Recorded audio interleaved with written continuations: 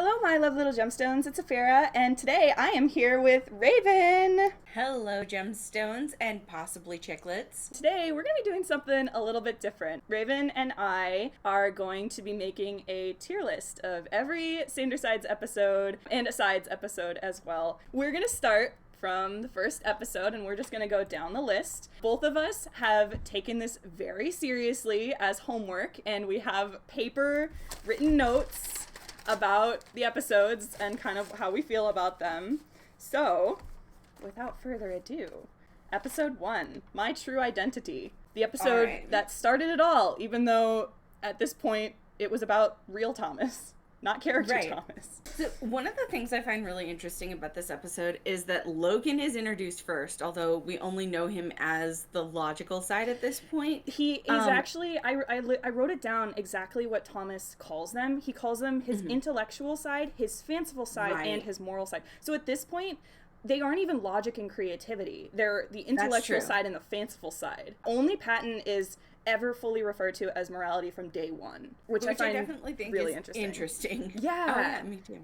Something else was that they initially have a discussion of relationships versus loving yourself, which I think is really interesting considering, like, at this point, they definitely do not have the full idea for Sanders Sides yet. It was just supposed to be a funny video, right? But that is definitely something that's, like, well, we're seeing huge it now in where we're at right now. Yeah. I was so surprised that season 1 was so, like, you know, it gelled so well with the later episodes. Yeah, it's a super good entry. And there are so many referential jokes that are still applicable to character Thomas 5 years down the line in this series. It's like, what? How did you do that? Another big thing from episode 1 that I think that they meshed really well into what we're currently dealing with in the series is Roman says, and I wrote this down as a quote, we wouldn't want to be our own villain. Oh my god, I know! Which is extremely painful now. Oh my god. Roman, but, you know, back then it was just cute, and it was like, oh yeah, that makes a lot of sense. We should love ourselves. Yeah, and it's like, oh no. Yeah. All that being said, where do you think this first episode would go? I personally listed it as A, but I specifically had 2 reasons why. The Roman quote that, actually 3 technically, the Roman quote, the discussion of relationships that I brought up, and then also the development of Logan, because Logan is initially really content with being silly. The video is just bringing happiness into the world. He's happy with that, and he thinks that that's a strong foundation. And so I think this really sets up both the fall of Roman and the fall of Logan, which I am going to mention multiple times. That's fair. In my grading of everything. Yeah, no, I can agree. Like, this is a strong start to a series, and it's impressive that it's such a strong start when they were not planning on it being a series. It's impressive they managed to pull so much from that first episode. Yeah. When that first episode was not intended to be. Yeah. It's like when authors manage to turn what was supposed to be a standalone book into a trilogy. And it doesn't feel forced. It works well. Yeah. Yeah, it doesn't feel forced. Absolutely. All right, episode 2, Way Too Adult. This is a Patton-centered episode. Yeah. I have 3 things listed. I have 3 things listed. Only 3 notes. I have 1. I have 3 things. The first thing was just the word adultery. Because... That's true. It's just that. And then I have, my second one is content creator Thomas still can't cook, which, given all the HelloFresh ads, that's not wrong. Yeah. And then my third actual note is that Morality started out as a lot more of a responsible, like, he started out more as a dad. Like, and obviously that makes sense because he started as the dad character from the Vines, but like I noticed this, like he starts off very strong in his morals, I guess, and like, not that this is a moral question of like, should you be an adult or how to be an adult. That's not really what the episode's about, but he was so much more set, and he was happy to express that, you know? Right. And like, he was more confident and like knew what he was doing. And I definitely think that comes up later, because especially in putting others first, we see that confidence waver a whole lot. I mean, it's been wavering, but yeah, in that episode, it's just like gone. And even before that, in previous episodes, like it's really bad in putting others first. But like even in episodes before that, you start to see this confidence like wavering, and like he's not sure what to do for Thomas. And this is something I'll bring up later as well. But like Patton is such a weird case of like he has very strict morals, but he also can't handle the other side's not sharing those same morals. I'll bring this up later when it comes to putting others first, but he'll say something and he's like, we need to do this. And in order to like feel confident in it, he needs the other sides to agree. And I don't know, he's just treated both as a dad and like a child, which it makes some more like some dissonance sometimes like with the character. Which I think is actually a very valid and important thing, because that is a kind of an entire problem with the study of morality, is that there are certain things that we can think are universal, but they really aren't, because morality is such a weird back and forth thing. And so I like that in the beginning, Patton had both sides to him, but at this point in the series, it very much feels like Patton just isn't taken seriously at all. Yeah, well, and I think it also comes from the fact that Patton here really only represented morality, and only later kind of became emotions as well. And like he was already like the happy-go-lucky like character. It was very easy to apply emotions to him, but when you think about it from like a meta perspective, the fact that character Thomas's morality is also in charge of all of his emotions, and those two are so intertwined that they are literally one side, it really just goes to show how much character Thomas thinks with his heart, and he doesn't think with literally anything else. And that leads him down. You mean like his logic? Yeah, about that. But yeah, I mean, the fact that I don't have a lot of notes about this, I don't think it's a bad episode. I just don't know necessarily how much it does. I put it as a C because it is important to the story. Like, it had elements to it that I think are important later on, but also it's not one that I'm going to go back and watch. Yeah, I mean, we are also ranking a little bit about, we're ranking on story and character, but also a little bit on enjoyment. And yeah, I would agree, C. Because like this episode is not, it's not one I would want to watch again necessarily. Episode 3, Taking on Anxiety. My first note is anxiety is an ass, and I love him for it. My third note is I miss asshole Virgil. I know. I miss him. Like, he can still be sassy in later episodes, but like I feel like a little bit of Fanon Virgil kind of snuck in to his canon characterization, and I don't like it. No. I mean, I think at this point we're talking about this not planning on being serious. Anxiety was going to be a one-off character, and then people loved him, so they were like, "Oh, okay, we're going to bring him back then."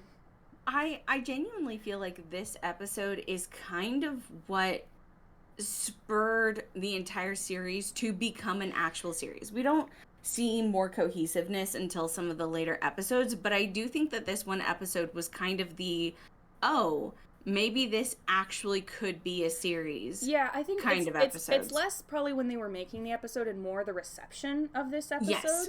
Yeah, I would agree, because like they're introducing conflict, like internal conflict, and I think that if they hadn't done this episode, or if they hadn't done it so early, this series would not have been as successful as it was, because Anxiety provided like a season 1 villain or something to fight against, right? And then eventually, it kind of, and the introduction of Anxiety leads into the entire point of the series, which is accepting yourself and learning to be happy with who you are, and dealing with whatever problems you might have. So and I definitely think that this was good for people who have general anxiety and not maybe necessarily clinical or chronic anxiety, because a lot of the steps that were listed are very helpful when it's not neurological differences in your brain that make it difficult for you to live your everyday life. And yeah, like, just Anxiety is so sure of himself in this episode. Like, and I don't think he ever gets more sure of himself. Like, he's like, yeah, I'm your anxiety. This is what I do. And,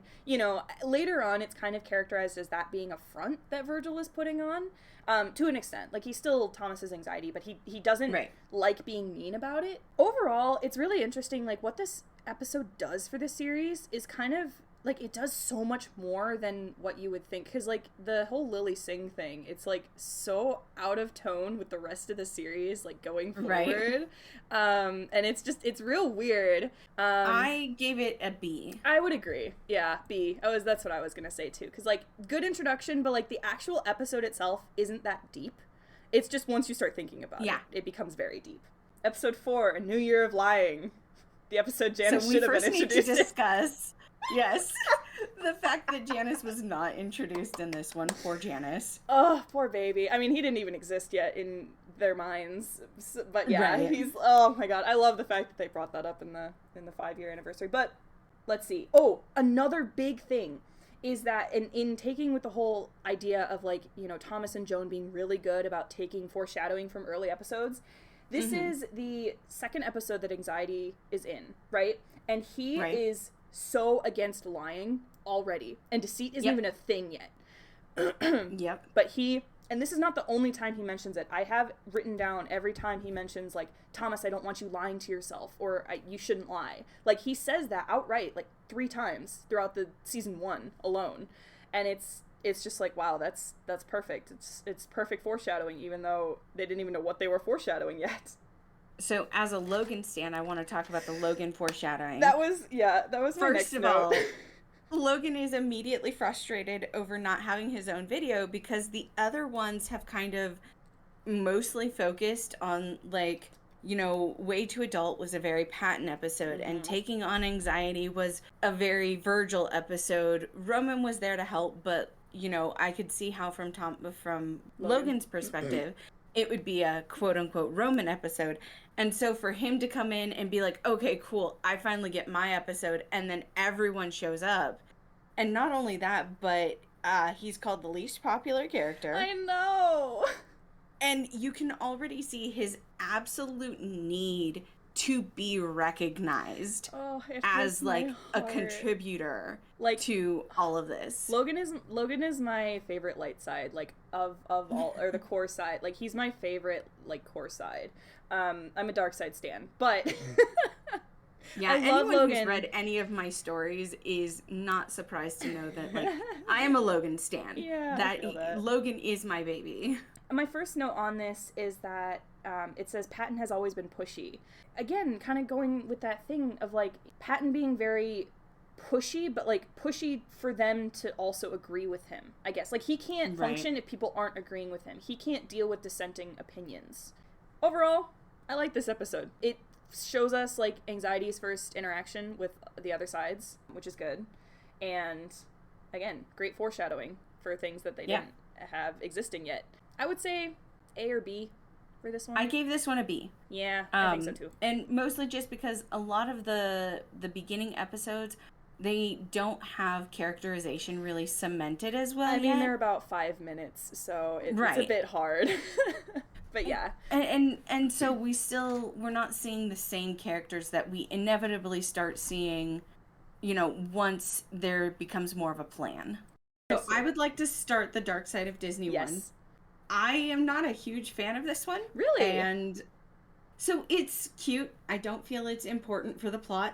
I know that there's Pringxiety bonding, and I know that that is a major reason why Pringxiety has been such a staple ship. Well, and that's why it was such a big ship in the beginning, too. Right. And so I don't have a lot to say about this episode. That's funny. So now that I've gone first, please go ahead. I was going to say, I have a lot to say about this episode, and actually none of it has to do with Pringxiety. So, my biggest thing, so my first note, it says Roman having the continued reaction of laughing at people when they share something about themselves. Because when Virgil pops up and he's like, yeah, I like Disney too, Roman laughs.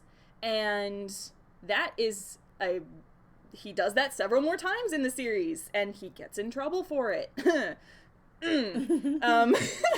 So I think that is almost a really important character. Like, he's an ass for it, don't get me wrong, but, like, it's a continued thing, and it's not like a new thing, and I think I noticed it right away. I was like, oh, this is a continued behavior. He's done this since the beginning. Interesting.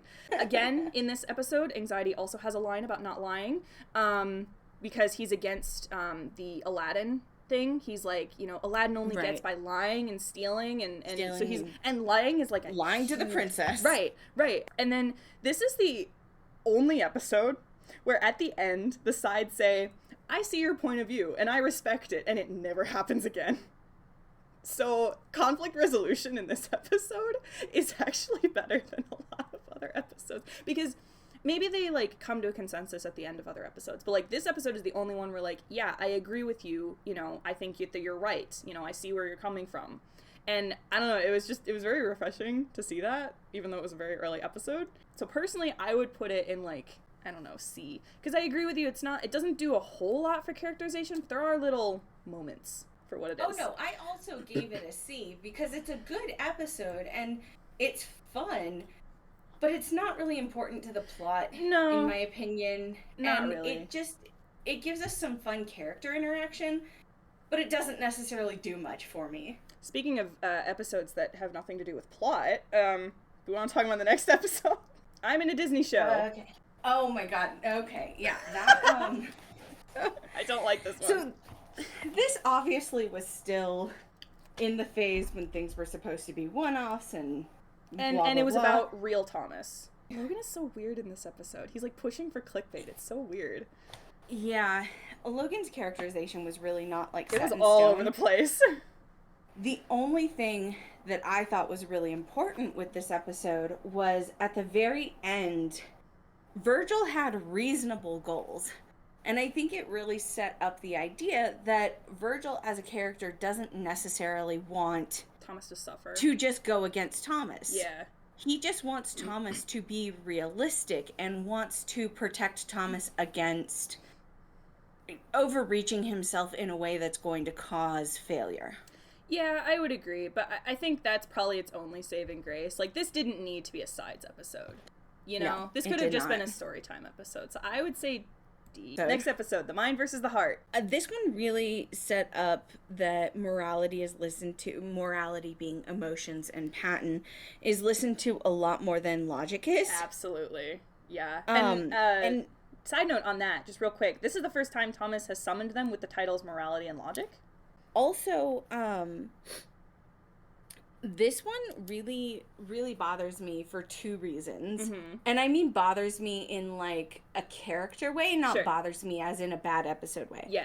So, at the very end, they reach a consensus, and I need to take time for myself. Is that what you're going to bring up? No.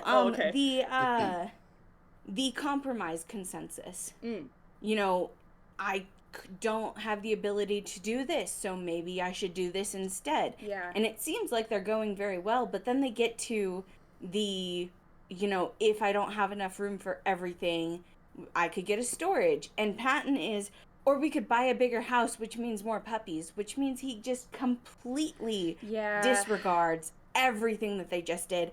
And then immediately after that, he says, I'm getting worse, aren't I? And that, it felt very much like foreshadowing to me, but also, again, as a Logan stan, irritates the shit out of me. I feel you. Yeah. I have written down that the dynamic of morality and logic, like their dynamic together, hasn't really changed. They're just not as, like, they're more subtle about it, I guess. Maybe that's also because Logan has stopped fighting back as much, which is kind of sad to say. But he's kind of more resigned, and it makes me really sad. But I think it's really funny that the conclusion of this episode is I need to take time for myself. And I wrote episode 7 or episode 29. Which episode are we on? I don't know. Yeah, I think this does a lot for their characters, like, so much. Yeah. I think that it's a really good episode for that, and it sets up early conflict between the core sides, I guess. And, you know, Anxiety is still, at this point, like, the villain they all need to fight against, you know, but it shows that they have never been on the same page 100% of the time. Like, they have always had issues working together, and I think it really shows, how Patton is, like, the one Thomas listens to. Like, if he's, like, if it's between two sides of who he's gonna listen to, he's almost always gonna default to Patton, and it saddens me.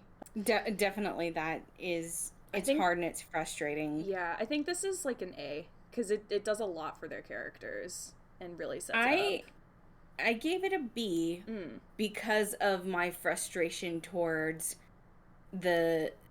I'm willing to give it an A. I guess, but I give it an A because I think the point you brought up is very valid, but I think that point is important for their characterization moving forward, you know? Right. I can see definitely, like, it's frustrating, but it's that kind of frustrating where it's like, oh, I want him to work through this. Like, I know this is going to be an issue, and I want him to, like, you know, work on that kind of thing. But, I mean, we can put it in B. I think that there are better episodes. All right, episode 8, Alone on Valentine's Day. 3 for 3 for anxiety being against lying. That's a stance that he holds very hard, and it makes sense for anxiety, but it also makes sense now given the backstory he's been given. So right. I also wrote down that this episode is really interesting given the most recent episodes with Nico. Yes. Did you also write down the quote? Specifically, they said, I think it was Logan says, your past relationships develop when you least expect them. Yeah. And so, like, this is obviously a push to develop a relationship that's not actually a developed relationship yet. And we'll talk about later when we get to that episode, but, like, we'll talk about how he is so clearly not ready. Also, this episode, I noticed that Morality really was, like, a dad to Roman. Like, that kind of scolding thing. And it disproportionately gets pointed towards Roman. And I think it's partly because, like, Roman's the ego. And so, you know, that's kind of what Patton... I feel like it gets... The scolding portion gets disproportionately pointed towards Roman. Yeah. But the, like, coddling portion gets disproportionately pointed towards Virgil. Especially now. Especially now in the more recent episodes. It's like, oof. All right, all that being said, where do we think this episode goes? I gave it a B. Yeah, I would agree. Like, I think it's got a whole lot of good stuff that not only sets up the fandom for its exploration into the Sandersides, but also it's got some character development, but also I'm not going to list it as A tier because it's... there's not enough of it. I think if there's not enough. And if this was a later episode and they had more ability to go through it, I think there would be a lot more. Losing My Motivation is next. Right. I have a lot to say about this one. Okay. First off, I love Logan as Sherlock. Of course, love the Virgil line, I'm not always the bad guy. I had that written down too. I had that too. And then did you have that it was immediately followed by Patton patronizing him? I didn't, but I remember that. So as soon as he says that, Patton immediately responds with a very patronizing comment about how, oh, of course you aren't always the bad guy. Oh, okay, so in this one, we also get to see a major factor of Roman's need for perfection. I wrote that down too. Like, I said perfectionist Princey. I also noted that his name is Princey here. It's not creativity. He does not refer to his creativity until... I have it written down somewhere. Until accepting anxiety, he's called creativity, like, as his title when Thomas is pulling him up. So, like, throughout all this, he's just Princey, which... I think part of that is also just because that was creativity as a name, it's heavy in the mouth. I feel that, but at the same time, it works really well as foreshadowing for the fact that the other sides don't want to call him creativity because they know... You know? Because there's another creativity. Yeah, and so they're like, they don't want to call in the wrong side. Also, this is the name reveal. This is Logan's name reveal. And this is the episode where I noticed things changed. That's why I think that Joan might have started to help with this episode a little. Right. Because they don't look at the camera as much. The attitudes, I don't know how to explain it, but the shift, it was very noticeable to me. And I think that this is the start of character Thomas becoming character Thomas rather than like just, you know, being real Thomas. Also, this is the infinitesimal bit. In case anyone who like hasn't watched the past episodes recently, like this is where that joke comes from, where he fucked up using the word infinitesimal. So.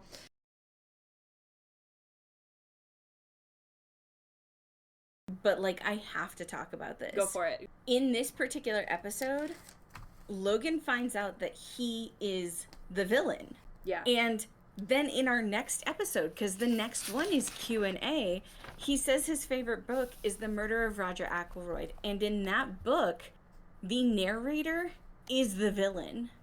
And I think that actually sets up an entire arc for Logan where he believes that he is the villain, but at the same time, he believes he's right. Yeah. Because that is actually something that is also played with in the book. Wow. So I am very curious to see how that goes in the following seasons, because I know that there's a little bit of a maybe villain Logan thing, and I know that some people are against that, but I mean, if this is used as foreshadowing, I think it's a possibility.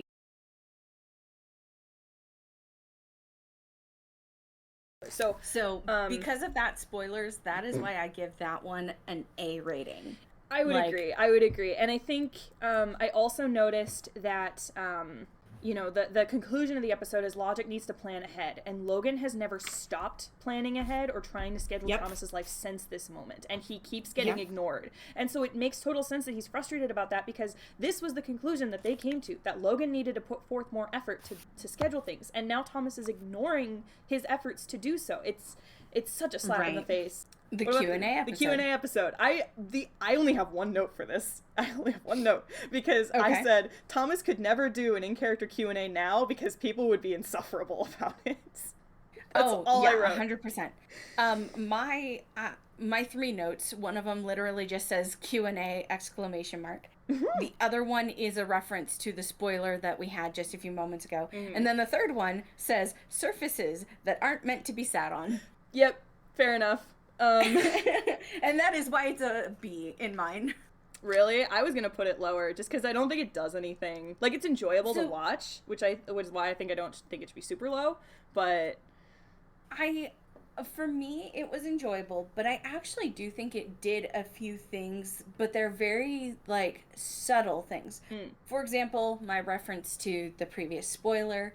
I think that's actually going to be a much bigger thing later on, because we see him reading that book again in Working Through Intrusive Thoughts. Is that the book that he's reading? I never looked closely. That's the book he's reading. Oh my goodness. Oh my goodness. No. As well as I think it sets up...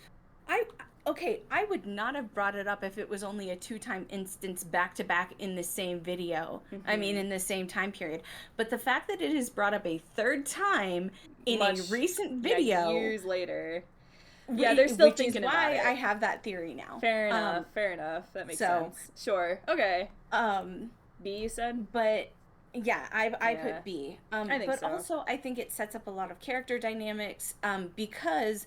You're right. I think at this point, Joan was more involved, and I think we actually get to see more realistic characterizations based off of what the intentions are going forward. Yeah, they're starting to build things like intentionally.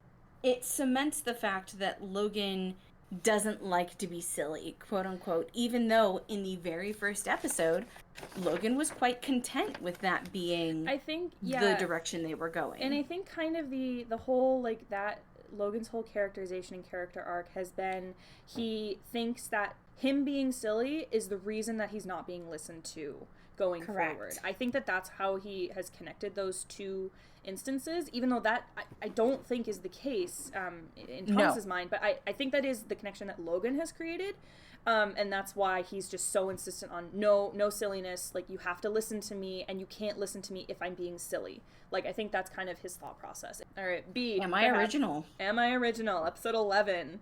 The first thing I wrote is a quote from Virgil. Do you really want to do something that's been done before? Welcome to YouTube, Virgil. There's nothing original here. I have written down another point for Roman's need to be perfect and the struggle against logic. And then immediately after that, shackle your creativity. That's what I had too. Which is the quote that spurred 1,000 different fanfics. Yep, and fan art, I'm sure. Oh gosh, some of that fan art is gorgeous and heartbreaking. No, it's so good. Logan feels he has no part in daydream mode. However, even daydreams often will have some kind of logical base to them. Yeah. Because otherwise it's like, why daydream if it could never happen? Like, a lot of daydreams are like, ooh, or not that it could never happen, but like, why daydream if it doesn't make sense? Like, ooh, I'm going to daydream about winning the lottery. Like, logically it's not very likely, but people do win the lottery. It's not impossible kind of thing. Right. And like, there's definitely a difference between real dreams, which tend not to have a logic or consistent flow to them, versus daydreaming tends to have like a logical move from one part to another. Definitely. And so it was sad to me that, like, Logan thought he had no part in this. Yeah. And then, of course, the rap battle. Oh, the rap battle. Yeah. And I honestly found this particular episode to be a lot of fun. Yeah. Because it was a bunch of, like, copies of things that are popular. This felt, aside from battling anxiety, this felt the closest to an asides. Yes. Like, modern asides. Just because of the format. Would agree with that. This is Roman's name reveal, right? Yes. Yes. And I wrote, we get Roman's name before his title. Yep. Which is like, oh boy. Yikes. What does that say? I would go, like, A or B with this one. I went A with this one. Yeah. It's a really fun episode, too, which I think helps it a lot. It may also be because I'm biased because of that rap battle. Like, speaking of a logic-themed episode, My Negative Thinking, episode 12. So, I am going to put this out here before we even start discussing it. Uh-huh. This is my first S-tier video. Really? Okay. All right. So, I can see that. Again, it is because I'm a Logan stan. However, yeah.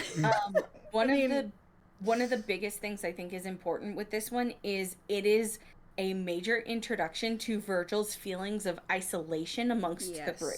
And the idea that he is not trying to make Thomas, miserable. He's just trying to help Thomas, and he just, does that in a way that sometimes causes more harm than good. But he's not trying to cause harm, which I think we just get more anxiety character development here. And yeah, this was a big episode for Virgil's character development. I also think this was a really big episode for Logan's character development because you see that Logan is very much trying to be friends with Virgil. Yeah. But doesn't really know how, and that actually comes up trying to be civil. In the next few episodes. Yeah. I think he's very much, I actually enjoy your company. You know what? The more I talk about this, the more I'm like, yeah, this is a good episode. Right? This is a good episode. Like, this had so much important stuff in it that, like, and then it had, like, it very much balanced a lot of important stuff with a lot of just funny stuff that has built fandom. All right. For our first S tier. Hell yeah. Woo, yeah. Growing Up. Episode 13. My first note is actually a good compromise video. Yeah. But my other comments are not a lot to say, and this is the Mind Palace episode. That is, yes, I have that listed as well. I have actually a pretty long comment here. It's like a full paragraph. Hold on. Please. Let's see. It's a Patton-centric episode, and it really shows off how much sway he has. This episode is lighthearted, but the message is carried through to the current ones, and they've never really addressed the core of the issue, if they even can. Morality is emotions, and character Thomas is a very emotional person. How much could he start listening to and acknowledging the sides without a huge personality change? And does he need to change? I think the reason I listed it as a good compromise is because this is one of the few videos where I didn't agree with Logan. Because I feel like Logan was trying too hard to push character Thomas into a box that he just was not meant to fit in. Yeah, and I mean, there is something to be said. Important for Logan to realize that, and I think it was important for Logan to realize that there does need to be balance.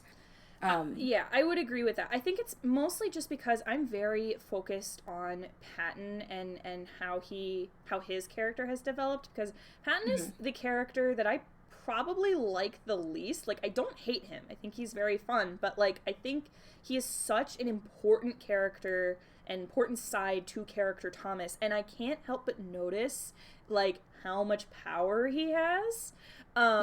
And that's we've had this discussion before. I think that Roman has a lot more power than Patton does, but Roman relies on Patton for a lot of his decisions, so it seems like Patton has more power. And I actually am not a huge fan of Roman. Like, just like you said, I don't hate him. Just if I had to pick a least favorite, he's gonna be at the bottom of my list. Roman or Patton would probably be my least favorite, but I love all of them a lot.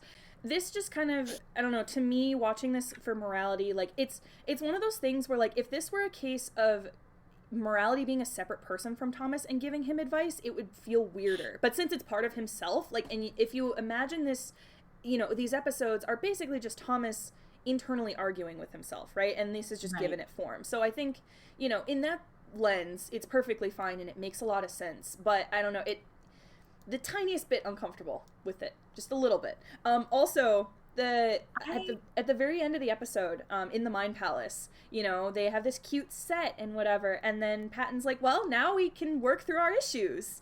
And then I think Roman or something, I don't know who says it, and someone says like, nah, we're good, and they all sink out. And it's like, bruh, this is your whole problem. You haven't talked. They still have not actually had an open discussion about things. They just bottle everything up, and it's like, what are we thinking with this? B. This was growing up, right? Yeah, growing up. I gave it a C. Okay. Yeah. Episode 14, making some changes. I did not write down a lot for this one either. Yeah, me neither. This one, I just wrote, that's another Patton-centric episode, and, you know, we love our friends, although character Thomas is a bit codependent. A little bit. Yeah. That's kind of the feeling I got. Oh, I'm just realizing, growing up was a Patton name reveal, wasn't it?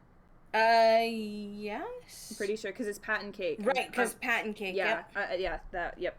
So, I think Changes was a Virgil named Tease. It wasn't the reveal, but it was a tease. Because he was like, yes, he was like, why would I tell you my name? You just spent all episode changing me. Like, screw you. Yeah.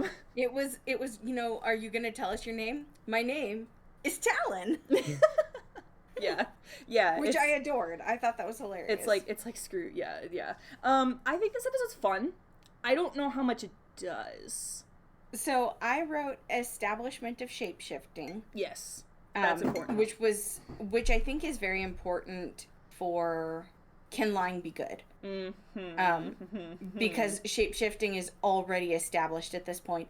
And then I wrote good straightforward lesson, but mostly filler. Yeah, I think I think it's very enjoyable, and I love seeing Thomas's friends, like Talon and Joan and Terrence and Valerie. Like, Terrence so much fun. Terrence is so great. Terrence is such a sweetie. I love him. I know. But I think like a C, but not for the same reason that Growing Up was a C. You know, I just think it doesn't do anything story-wise. Same, and that's why I gave it a C as well. Yeah. The next episode. I have a single comment written for this one. Yep. Least favorite episode, and I gave it an F. Yeah, this is becoming a cartoon, episode 15. My second, I have 3 comments listed. My second comment is ew, Butch Hartman. The only thing I like about this episode is that there's a line, I think it's from Roman, and he says, everyone loves the villain. And I said, don't call me out like this. Yeah. That part is cute. But F. I don't like it. I felt like it didn't give much character development. It didn't even feel like that great of a story to tell. No. It really felt like, you know, he got the ability to get an episode animated, and he was like, yeah, we're gonna do this.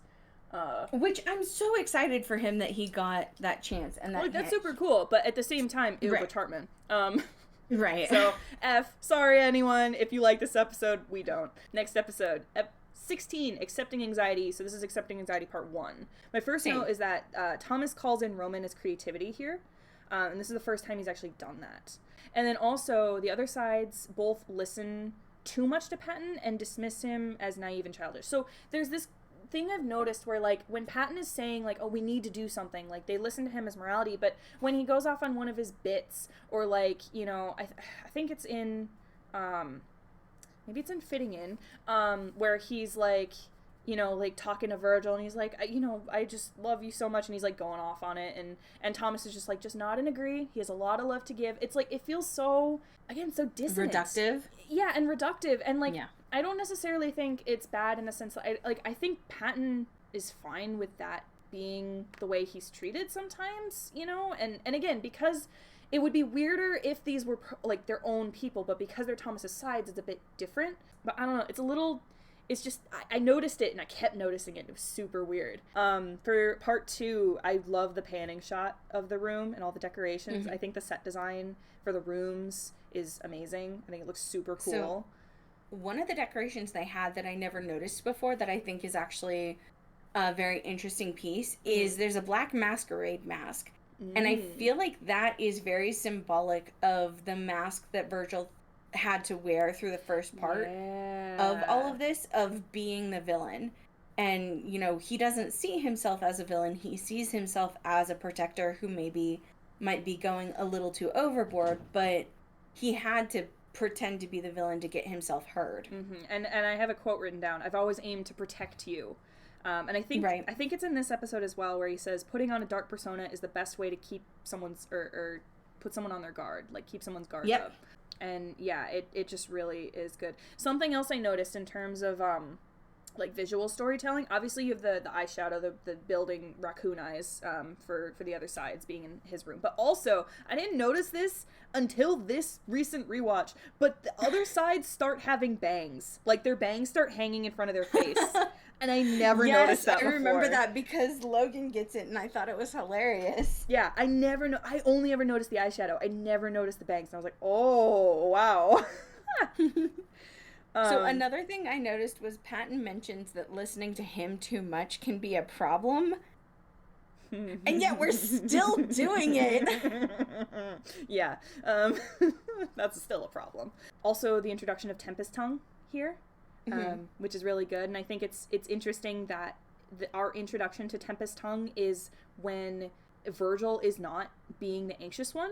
Like, he's the one who's trying to help the rest of them, and his voice is just getting like that because Thomas is becoming anxious, because the rest of them are. I also have a quote, I think this is from Logan, where he says, you manage to get him out of dangerous situations he finds himself in.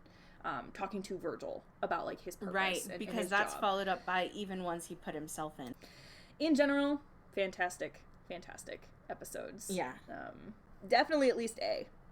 Oh, yeah, I gave it an A. Yeah, because I don't think it does enough to be an S, but it is a very high A. So this is episode 18, fitting in. This is the start of season 2, which we didn't know was a season 2 at this point, but this is the first episode with a intro graphic, aside from the Thomas Sanders starting. Like, this is a Sanderside specific one. So I listed that this is when I really noticed Logan's shift into the no fun nerd.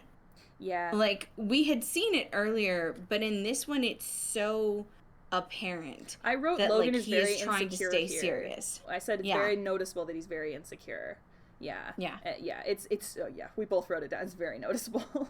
Also, Virgil's concerns are immediately met with, let's help you feel better about this, whereas Logan's were completely ignored. I know. And part of me wonders if it's because they think Logan can handle himself, whereas they see Virgil as more of like a fragile, in terms of at least his position in the group, right? And they want to make sure he's loved. And I think they, like the other sides, think that Logan knows that he's loved and cared about. And so they don't really focus on him at all.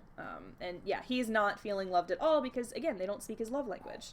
And also this is coming right off of accepting anxiety, so, you know, they're obviously trying to put their relationship more with effort into Virgil's. Roman. Sorry, Virgil. Roman too a little. Yeah, here's the nod and agree. He has a lot of love to give thing here, which is kind of Thomas trying to tell Virgil that, like, you know, he's trying to love you, and Virgil's like doesn't get it. Probably because, I mean, when you think about Virgil, I doubt he really listens to words all that much. I don't think words of affirmation mean anything to him because look who he grew up with. Lies. Yeah, look who he grew up with. Like, there's no way that he believes them. Yeah. Meanwhile, that kind of is Patton's love language. So I actually have, when Patton's being cute and adorable and Logan goes, we get it, you're adorable. I very much think that actually shows that Logan doesn't trust Patton's compliments. Yeah. That because Patton says them so openly and so freely, he doesn't believe that Logan doesn't trust their validity. Yeah. Also, I think it's his frustration of, like, Patton's getting attention for being silly and fun and blah, blah, blah, but, like, Logan is trying so hard to get Thomas's attention and he just can't. That's actually something else I mentioned, is this is the first mention of crofters, and Logan isn't really listened to until he's being silly about the crofters. Right? Yeah. One more thing I also listed for this one. Logan says, if anyone else were to be a Ravenclaw, I think it'd be you. Right. And I think this also really demonstrates Logan's attempt to show Virgil that he appreciates Virgil. Yeah.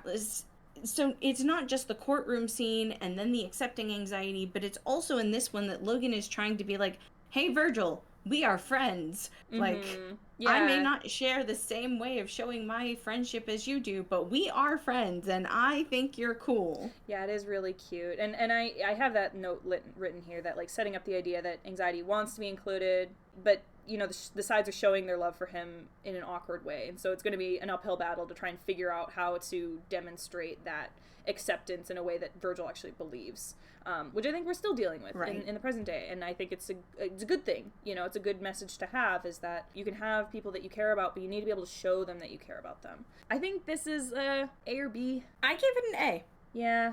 Because I think despite the fact that it's Harry Potter and that leaves a bit of a bad taste in my mouth, I think it's done very well. And it shows a lot of stuff that's really important for their character development. Episode 19 and 20, moving on part 1 and 2. The first comment I have for moving on part 1 is Patton's sad video. Yeah, I wrote new intro. That's what I noticed first. My biggest thing that I noticed first is Logan is so defensive about the cat onesie hoodie thing. Insanely defensive about, like, no, you can't wear that. And part of me thinks he's jealous because he can't wear it, you know, without being seen as childish. And Logan's, like, super dealing with that. So a lot of the notes that I wrote are, of course, revolved around Logan. Again, this should surprise nobody. And I specifically, like, pointed out that Logan was the first to notice something was wrong when they were in Morality's room. Mm-hmm. And when Logan started trying to pull everyone back, being like, okay, this is a bad idea, we need to fix this, I need to fix this. Yeah. Patton's reaction was, Logan, can you stop? And I mean, it's partly because he was attacking Patton, and it probably to Patton felt like he was being attacked for having feelings, or bad feelings. But then I also mentioned in my notes that Logan tries to be like, this is hurting Virgil. Mm-hmm. Logan is trying to be a friend, trying to stand up for Virgil, trying to show Virgil that he cares. And Virgil, in a wonderful mode of self-destructive behavior, decides to lie. Which, I had a note about that because this is the first time this is really the first time we've seen him, like, outright lie. And also, you know what happens right after he fucking lies? He slaps his hand over his mouth. I don't know if that was more of because his Tempest tongue came out and he didn't want Thomas to hear that, or if it was something to do with, like, maybe Thomas not wanting to think anything was wrong, and so that was deceit, being like, no, you can't tell Thomas that something's wrong because he doesn't want to know. I don't know, but it's just, I've always noticed that little bit, and it's very interesting. So I very much think that it was because his Tempest tongue came out. Yeah, me too. Because I wrote down his self-destructive behavior was in order to try to be part of the team. Mm-hmm. Like, definitely. He's been trying so hard to fit in. Literally, the last one we did was him trying to fit in. And now Roman and Patton are all on board to, like, continue doing this nostalgizing. Yeah.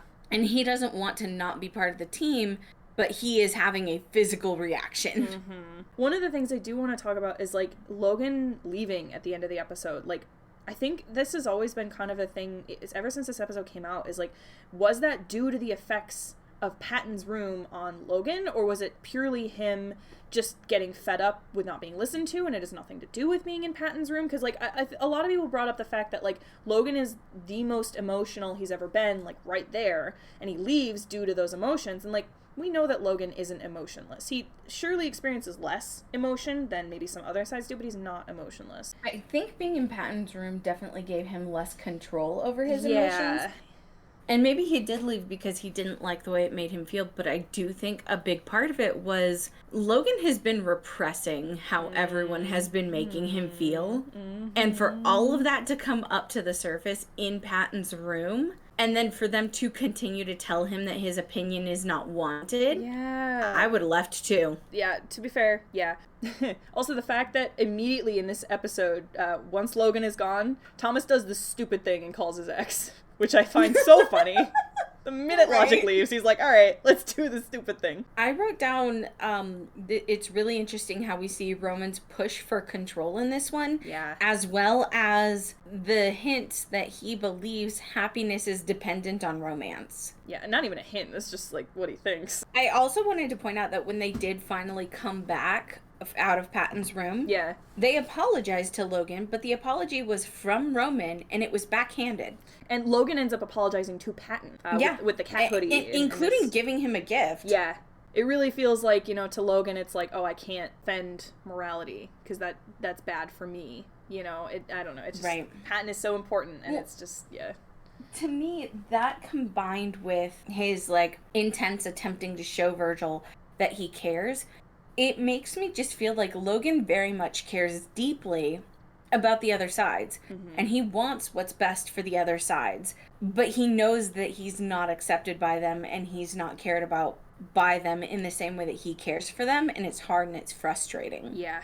And I think the fact that all the other three sides within the core four, right, they deal with emotion in some form, right? Patton's the most, but Roman and Virgil are just as emotional, just in different ways. And Logan can't speak that language with them. And so I think it leaves him feeling othered. I don't know. I feel like this episode, the second half of this episode is really, really good. Like the whole Guys and Dolls monologue, and like the idea that you can like, a piece of media or something and not like it for what it is, but like it for the memories that are tied to it, and how it can mean something to you even though the actual thing itself might not be much of anything.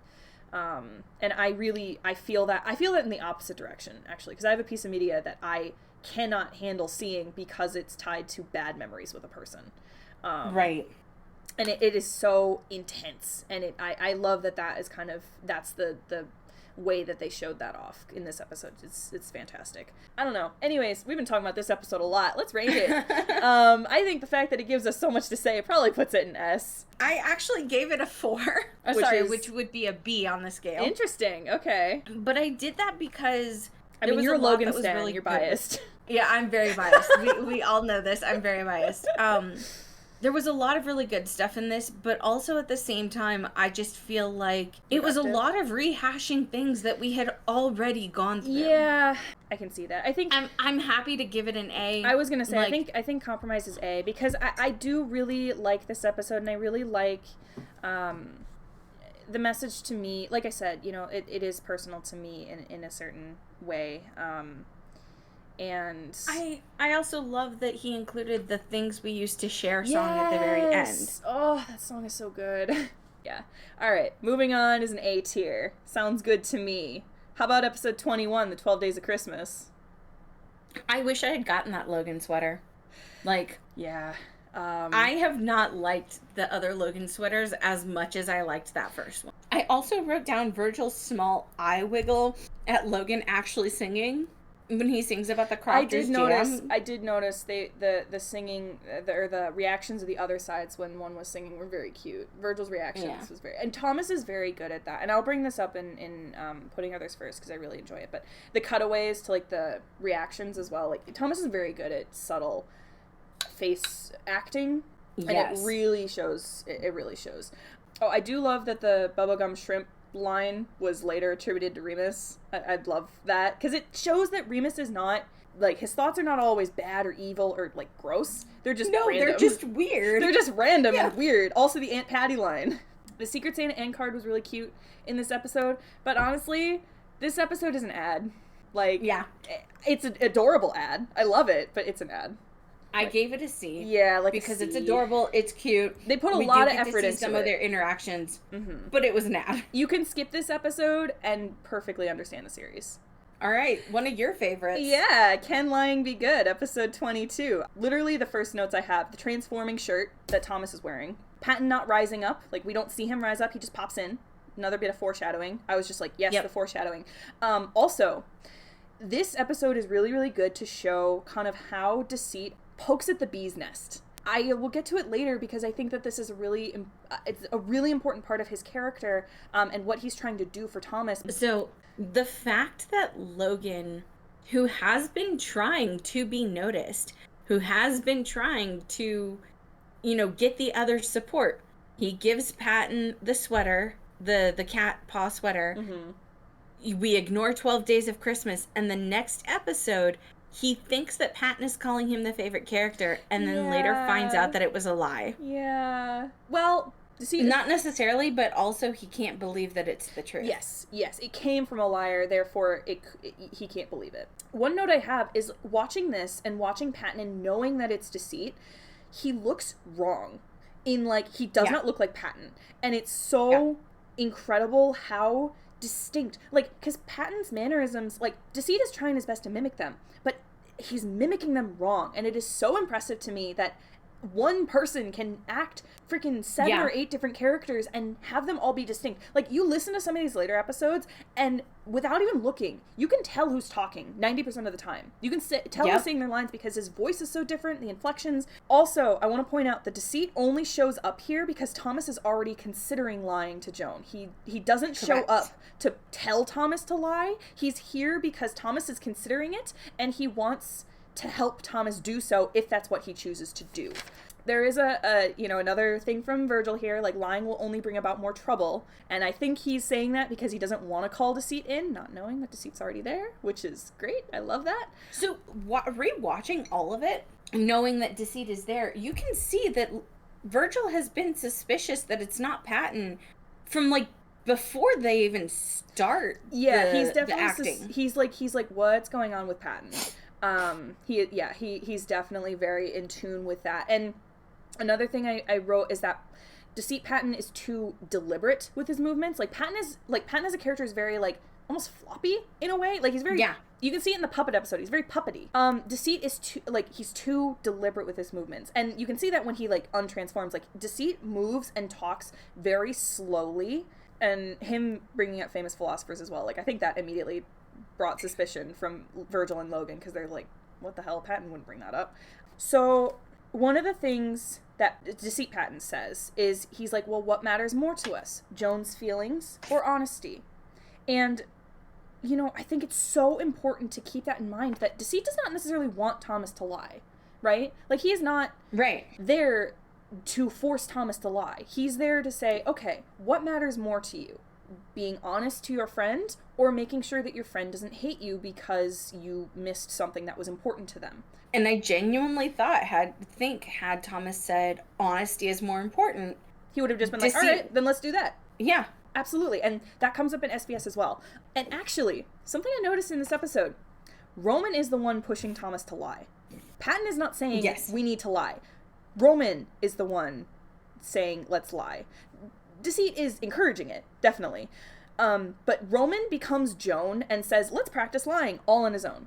Patton says nothing to do it. He only says something, Deceit only says something to push Roman to start the stage. But Roman comes up with the idea to practice lying. God, this episode is so, like, it's focused a lot on Roman, which is so fun, because Roman is in charge of this scenario. He's, like, taking charge. He's like, yeah, I want to be the director. I'm going to make this work. And he is so into it for the first, like, 2 or, like, kind of almost into 3 scenes. And to me, that kind of shows that, like, if Patton is not part of the equation, Roman is a lot more morally ambiguous. But he fears being scolded by Patton, and therefore, whenever Patton tells him that's not right, he immediately backtracks. He's like, oh no, I don't want that. Like, Roman cares more about appearances rather than actually being a good person, which is so interesting when it comes to later episodes with the two of them.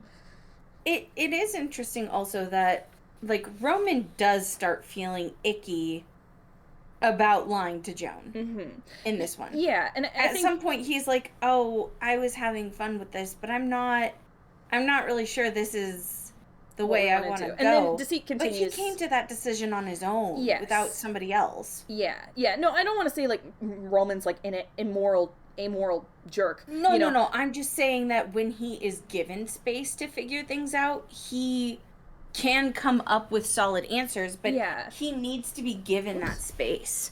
What's really interesting about this episode is obviously Deceit's a puppet master here, right? And he is he's controlling everything, but he's letting the other sides do what they do best. So he asks Logan, hey Logan, can you elaborate on that when they do a different scene? And because he knows Logan wants to be listened to. And, you know, he lets Roman act. And in the first scene, he's like, you know, Patton, can you tell us to do it again with more feeling this time? And Deceit doesn't even get the full words out before Roman goes again. So, like, obviously he's into it at that point. But yeah, Roman starts feeling icky about it, and, like, they go and they're like, maybe this isn't right. And then Deceit is starting to lose his grip, right? And he turns to Virgil and he's like, hey, aren't we friends?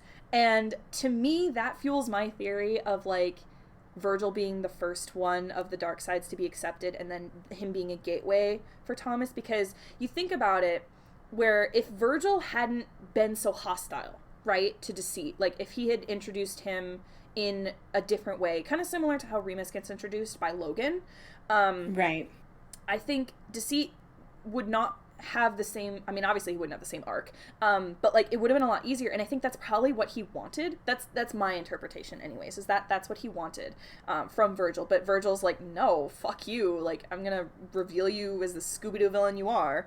And the drop from when Deceit finally drops his disguise, and yes. He's like, oh, I'm so proud of you, Thomas, you're so mature. And God, hearing Deceit's voice coming from Patton is the wildest thing to look at. And the hand cover, the slapping his hand over Logan's mouth, I'm like, And just the thought of, you can know anything you want to know, but you have to want to know it, otherwise he will keep it from you. And it's like, that's not a bad thing. Like, I know that's kind of portrayed as a bad thing, like he's hiding things from Thomas, but like, as a person, you can't know everything about yourself, like, especially all at once. You're gonna go insane. The biggest thing is what Patton says about Deceit after he leaves. Because he says... the self-preservation comment, Deceit right? is an inner coach with the sole purpose of self-preservation. It's so interesting to me that both Patton and Logan don't seem to hate Deceit at all. Like, they seem to have an understanding of what he's for. Also, this is the first time we get the term dark sides. Thanks, yep. Roman. Love that. Great.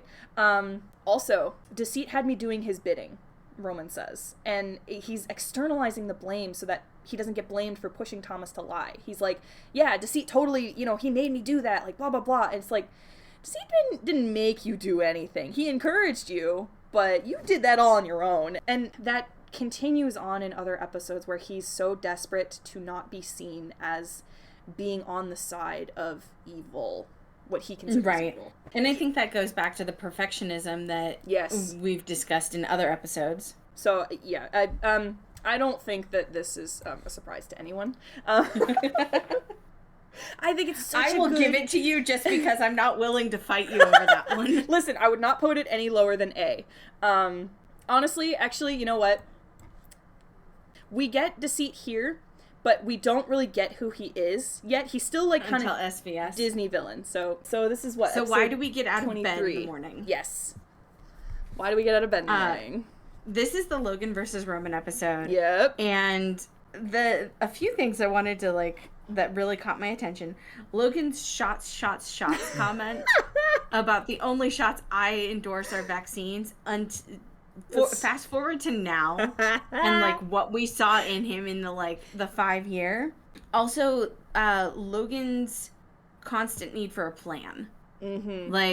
We already discussed this previously. Yeah, he was told that my motivation. Yeah, that he failed by not having a plan, and so now he, constantly needs there to be a plan, and he is trying to find a way to balance it, but it's difficult when he's being told his plans aren't good enough because they don't include all of the things that everyone else wants him to do. Yep.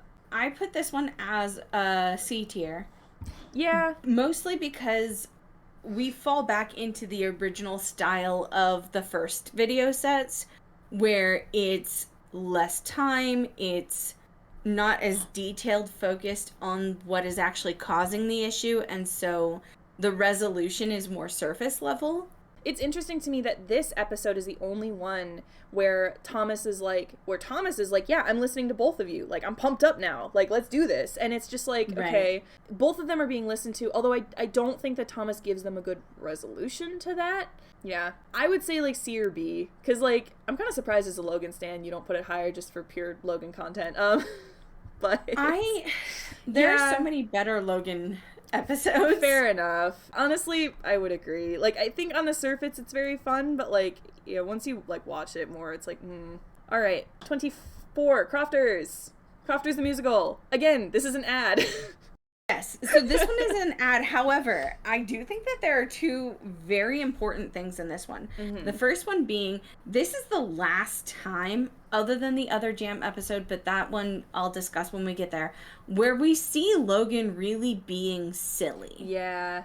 Yeah. Like, this is the last time where he is genuinely allowed to enjoy something without having to hold himself back. Mm-hmm. And immediately, as Logan is attempting to enjoy something that was given to him because he is actually a liked character, we get an entire sub-song of Roman singing about his insecurities. So I gave this one a C because it's got some good character development, but it's an ad. Mm-hmm. Mm-hmm. Yeah, I would say so. I wouldn't put it any higher than that for sure. I've lost count at this point. Learning new things about ourselves. The puppet episode. So the first real important comment that I listed here is the feeling of listlessness is real. Yeah. Like, just that feeling of everything you do and create isn't enough, and you don't know why, and you have to keep going, but you don't know why you're going anymore, and just like... Yeah, and it's such a... I mean, it happens with anything, but I think it's such a big thing with, like, being in a creative field, and especially on YouTube, where, like, your livelihood is tied to the fact that you are enjoying and doing content that other people enjoy. Watching this episode, I've always felt it's a little hard for me to wrap my head around. I guess, like, I don't know how to describe it, but, like, I always feel like the point is lost in a way. I don't know how to describe it. Which is funny, because I don't have that feeling at all. Like, I guess I can see where somebody might have that feeling, because it doesn't track in a solid line like you would expect it to. Yeah, it meanders. It does kind of zigzag. And I think kind of my biggest problem is, like, you know, I've rewatched this episode multiple times in preparation. I rewatched everything at least once in preparation, but I rewatched this one multiple times, and I still can't tell you majority of what happens in this episode. I'll be completely real. And it's just like... I don't know. I don't think it's bad by any means. It's just, it loses me. You know, I think it loses me because of the puppets, which is funny because that's the whole reason why they did this episode. And you know, Thomas is like, yeah, this is how, you know, character Thomas used to learn. And it's like, this is not doing it for me. Did you grow up watching Sesame Street? I mean, I watched some, but, like, I don't have very vivid memories of watching Sesame Street, really. Which means I don't think you're going to have the same emotional connection that he was trying to pull on for this particular episode. I've never Muppets, watched. Yeah, I mean, I've seen some, but, like, yeah, I don't have as much of a connection to this one, so that's just a personal thing. You know, I still think it's a good episode, but... Whereas this is actually one of my other S tier episodes, really? In my opinion, because I do have a connection to the puppets, as well as this one was very much about Logan desperately, again, trying to be heard.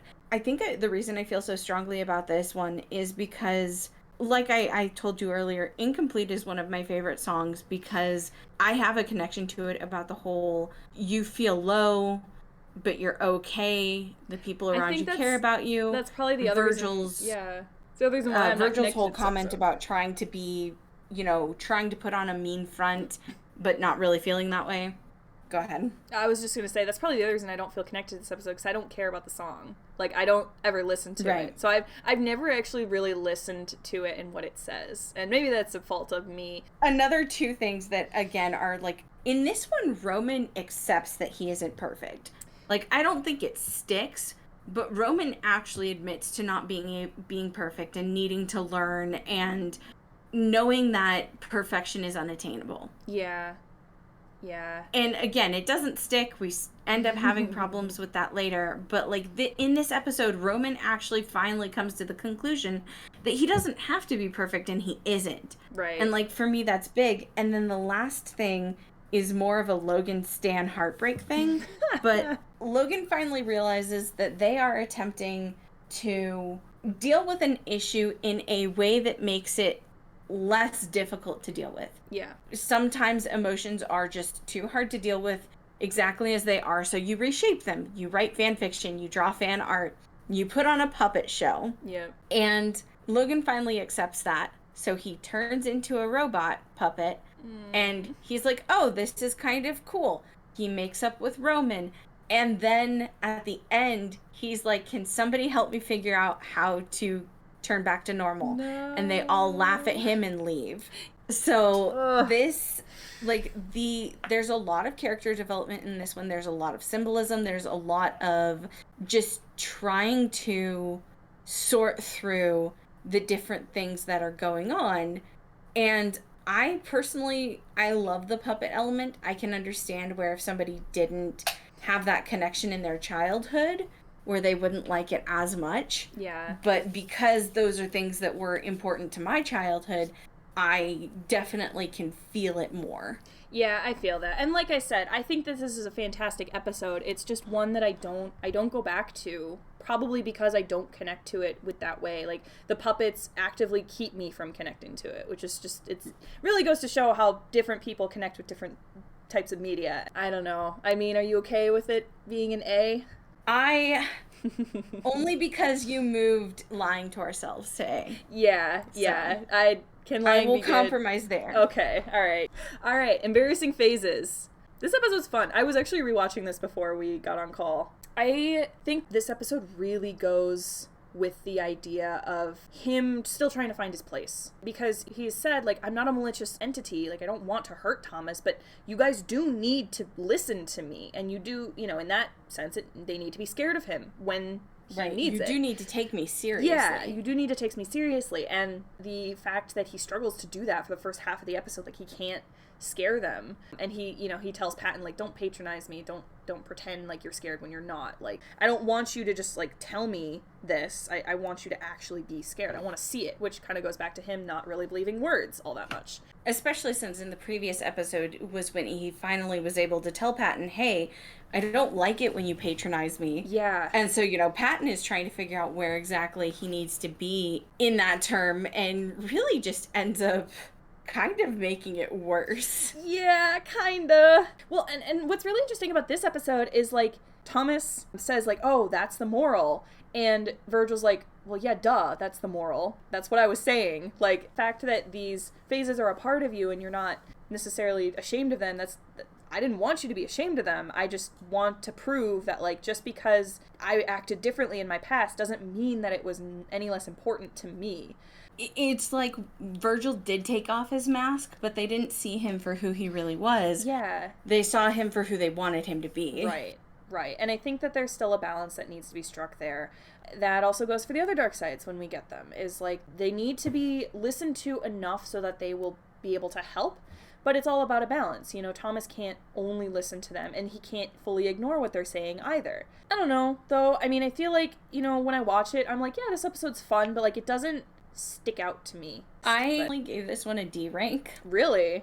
I wouldn't go that low. I may have been a little harsh on this one. It feels unneeded to me in a lot of aspects. Like, I know that it points out that, you know, they need to listen to Virgil and there needs to be a balance, but I feel like that's all it did. Other than that, it was just an excuse to show off costumes, which is nice. I mean, it's fun, yeah. Like, but I also think that the moral is a bit more childish. The idea of, like, oh, phases are a part of you, like, that is something you learn in, like, early adulthood. Or you can learn in early adulthood. You know, like, just because I went through an emo phase doesn't mean I need to still be that, and it doesn't mean that it wasn't important to me at the time. I would say I was gonna put it in, like, B, so maybe, like, C. C is fine. Yeah. I'm not biased at all in this one. Speaking of bias, guess what I'm gonna rank the next episode as? I bet you can't. I'm guessing this is your S tier. Absolutely, it's my S tier. There's so many S's in this title. You're telling me it's not? It's not an S tier? Like, come on. But no, legitimately though. Gosh. This episode is so incredibly important to me. Can Lying Be Good is good to, like, introduce the fact that Thomas has other sides, and they're sides that have been hidden away from him, that he's not even aware of. Like, he knew anxiety as a side. Deceit is a completely different case because he didn't even know that it was a part of him. But, like, this episode shows us exactly what he's about and what he wants and how he goes about doing it and how he is perfectly happy to do whatever is necessary in order to get Thomas what he wants. Because here's the thing. This episode starts, he pops up immediately within the first 5 minutes of him showing up. Deceit literally goes, do you want the part in the movie or not? He is outright stating, hey, do you want this part or not? Because if you do, let's figure out how to do that. If you don't, then there's no need to argue this. He's trying to cut around all that bullshit of, like, oh, is it right or not to, like, go, you know, to the wedding versus the... He's like, do you want to go? Let's start there. because that's the most important thing. If you don't want to go, then this is an easy decision. If you do want to go, let's figure out how to get so that you can go. Patton starts talking. He's like, what is this wacky talk? You don't mean any of this. I'm your morality. I wouldn't be here if you did. And again, with the face acting, you can see it. I don't know why you can see it so distinctly in Deceit, but maybe it's the face makeup, maybe it's whatever, but like you can see a plan formulating in Deceit's mind. Like you can see it. You can visually see it. Generally, once we get into the courtroom, you know, Deceit's running the show. Like he made Roman the judge, but Deceit's running the show. And I think the fact that he made Roman the judge is because he knows Roman's on his side. Because Deceit knows from the start Thomas wants to go to the wedding more than the callback. That's part of his job, is knowing the truths about Thomas. And it's interesting that he picks a courtroom because the courtroom has very specific rules for like who gets to talk, how they get to talk. You know, he's ensuring that they're at least going to give him a space to speak. Whether or not they listen is a different story, but they're going to let him speak. Calls each of them to the stand. He's like, you are Thomas's logical side. You are Thomas's anxiety, blah, blah, blah. Virgil, you know, during his, he's like, who are these clarifications for? We all know each other. But there's one side that we don't know exactly what he does for Thomas. And honestly, my interpretation is that I think he was asking those clarifications because he hoped that Patton would catch on and ask those same questions to him. Because he does more for Thomas than just be deceit, just be liar. And I think he wanted Thomas to think about that. And I also think it's really important that at one point Virgil says, you know him as Deceit. Yeah. Oh my god, the whole Virgil and Janice, that whole bit of it where he's like, takes a liar to know a liar. And Virgil's like so defensive. And a lot of people assume that the whole you know him as Deceit is because Virgil knows his name. But I genuinely think it's because I think the others have names for their functions that are not the names that are used by the core. I genuinely believe that Deceit is actually self-preservation and that Remus is actually catharsis, and whatever we end up with the orange side, I believe that they are going to have a different name than we get. The strong hints for orange is anger of some kind, but the crew likes to play tricks on us. Yeah, but we've gotten enough hints where it's like, that's probably the direction that they're going. But anyways, yeah, so this episode really, to me, is exactly... You watch this episode, you know exactly what Deceit's about. You just gotta look past what he's saying. And what's interesting is that Thomas, at some point to Patton, says something along the lines of, like, you represent the truth. But it's like, I don't think that's the case. I think Deceit is both truth and lies. He knows the objective truth, and it's his job to twist that the way that Thomas wants him to. And this whole episode, you know, he's like trying to see, wedding versus callback, blah, blah, blah. And as soon as he gets Thomas on the stand, Thomas admits, I want to go to the callback. And what's so interesting about this whole scenario that he's set up is that that's treated as like a confession for murder. Like that's treated as like the confession, when really that should have been the start. And that's what Deceit tried to do. He tried to be like, do you want to go? And Thomas couldn't answer him. Right. And Deceit is happy. He's like, yes, finally, Thomas admitted it. And the whole thing where Roman's like, he's like giving his verdict and he's like halfway through and Deceit interrupts him. He's like, that's not really necessary. I think now you see that all of this, and he gets cut off. And I'm like, what the hell was he going to say there? As soon as they get back to the room, Deceit's like, what? Like, what are you talking about? Like, excuse me?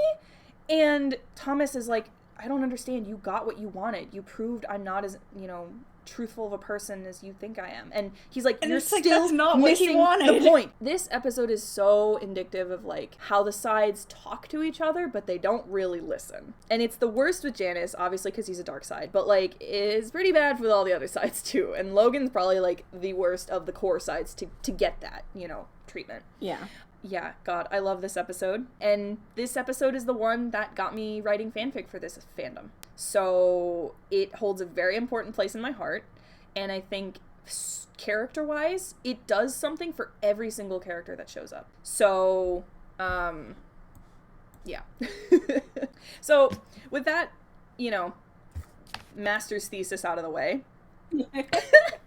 Dealing with intrusive thoughts. My other... one of my favorite episodes. I will say for this one was big for me for not just as a fan of Sandersides, but from an emotional standpoint.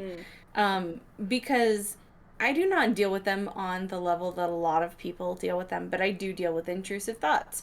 And to have this video and have it be not necessarily normalized, but in a way normalized. Yeah. And to have this video and have it be like, hey, these are a part of you, but that doesn't necessarily mean that you are bad, wrong, silly, or any of that.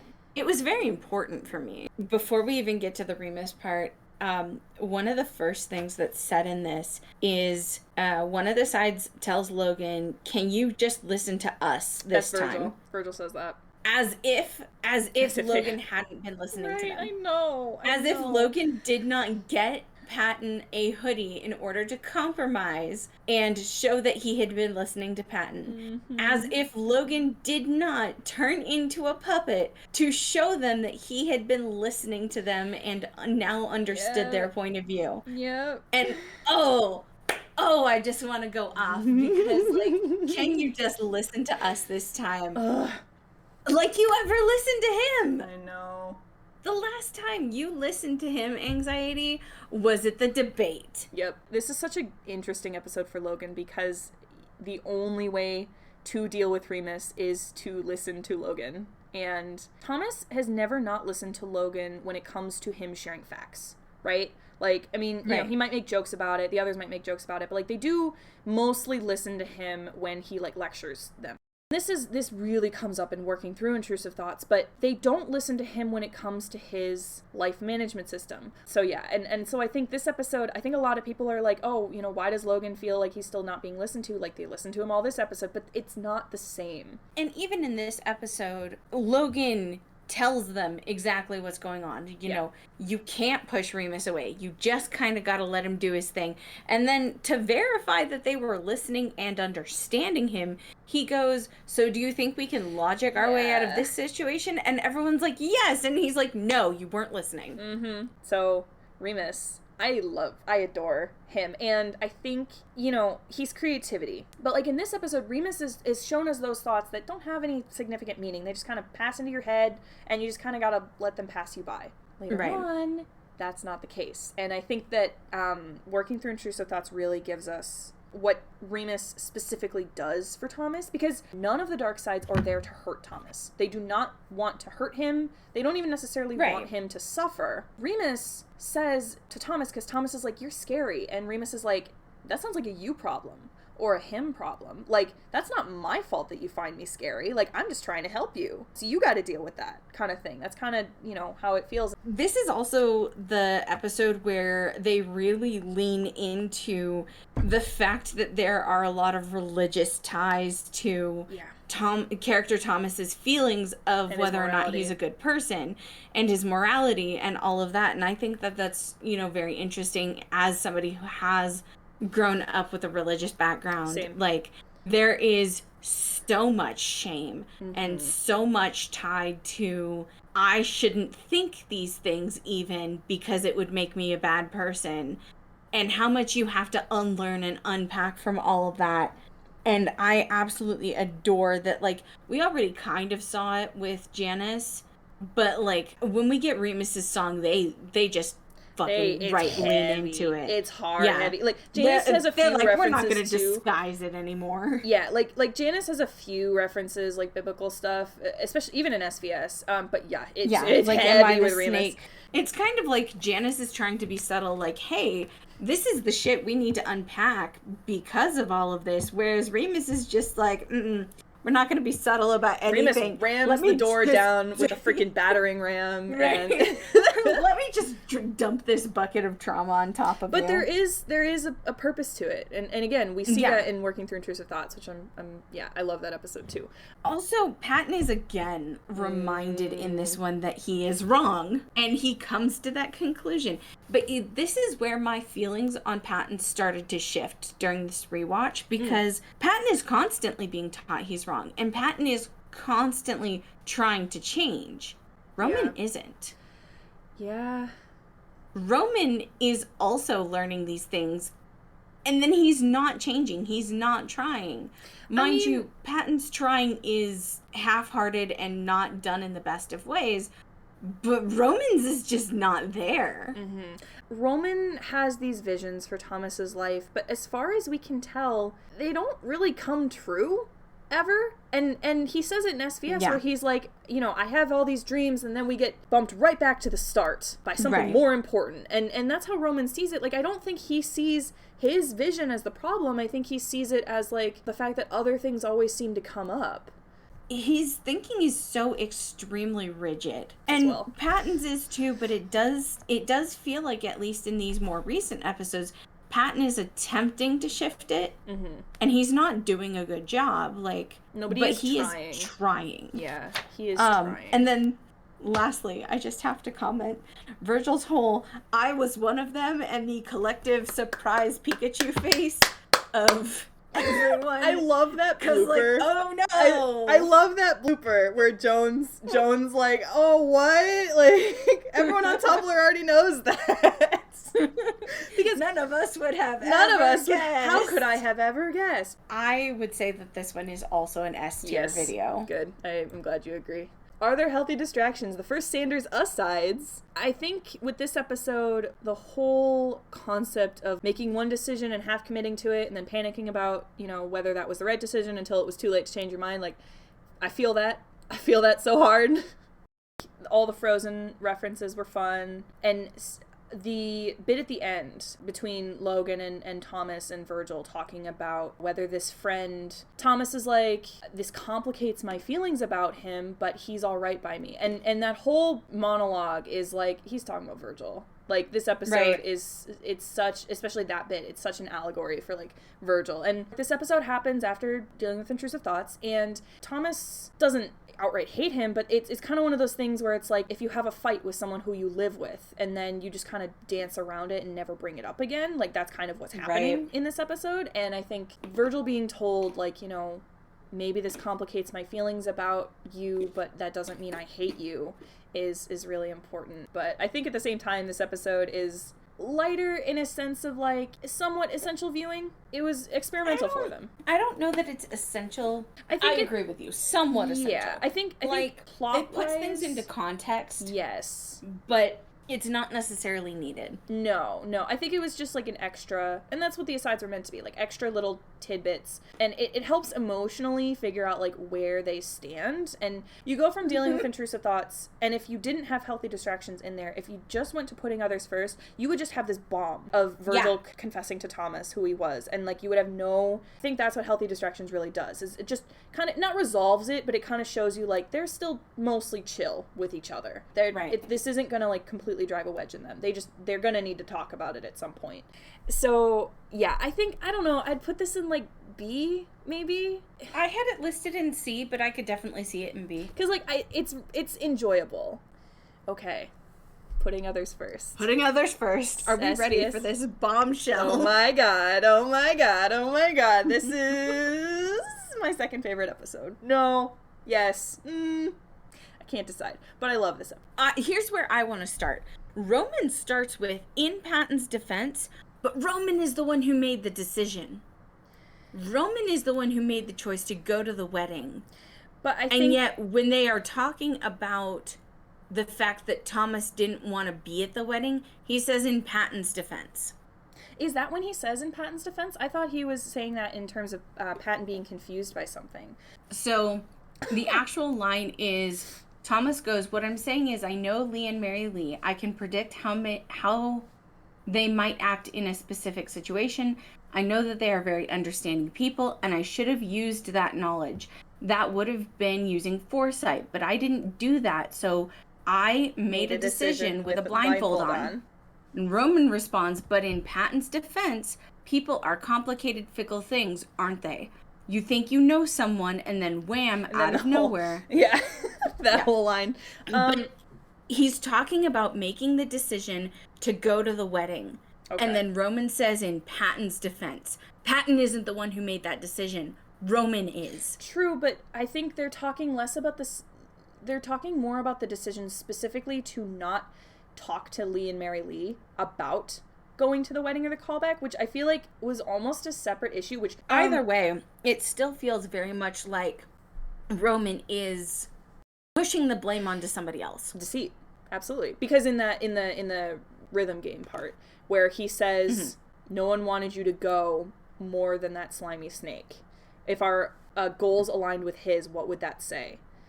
Yeah. So Roman does not want to be on the side of deceit. Roman made the choice to go to the wedding because he didn't want to disappoint Patton. And in a way, Thomas as well. Like, right? Like, Thomas was clearly distressed about being thought of as a liar, you know, who wanted to do the selfish thing.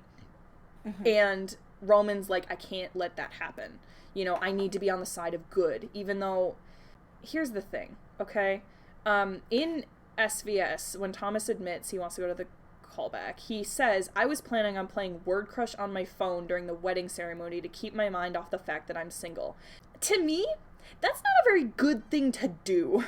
You're gonna play on your phone during the fucking wedding ceremony? I don't know if he meant to say reception and they just didn't catch it or what, but like, bruh. Like, okay. During the ceremony, no. During the reception, okay. Reception, I get it, like, alright, whatever. Like, sure. But like, the ceremony?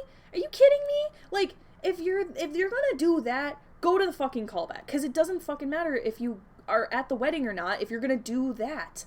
So, yeah, the whole thought of, like, why didn't I just talk to them, and, you know, that frustrated me. But I think it also really goes to show what kind of character Thomas is. Like, he would rather do kind of the martyr thing. You know, he would rather martyr himself and do what he thinks other people want him to do rather than ask them what he wants to do. Because that's Deceit's whole point with that piñata metaphor, is you can keep just trying to act like a good person and assume what other people want, or you can take it off. You can ask them what they want and act based on that. You know, you can get more information. You don't have to be constrained to these very limiting ideas of morality and what's good to do.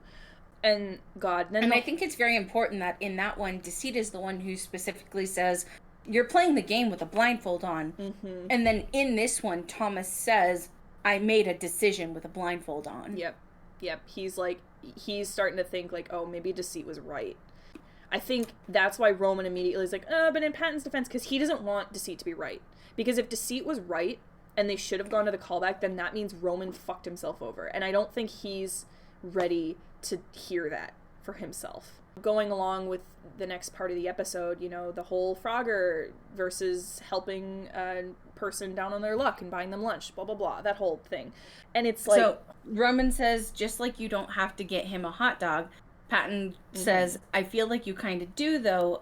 Maybe you don't need the new Frogger. Yeah, that's what it is. And Thomas is like, no one needs a new Frogger. Yeah. And then they joke about Frogger. But I think that really goes to show of, like, how Patton's view of morality is based on how... Self-sacrifice and the idea of wanting to be seen as a good person. That's kind of his whole point. It doesn't matter if what you're doing makes you feel good as long as other people see you as a good person. And I don't think he's trying to externalize it and, like, have that, but that's kind of how it comes across to me, because Patton's against, like, you shouldn't do things just because they make you feel good. But to me, why else would you do good things? Like, well, and I definitely feel like that's a lot of the religion coming in as well, because definitely. You don't do things just because they make you feel good is you very do them because pushed they're because good. Right. And so it's pushed because if you do things because they make you feel good, then you're being selfish. Yeah.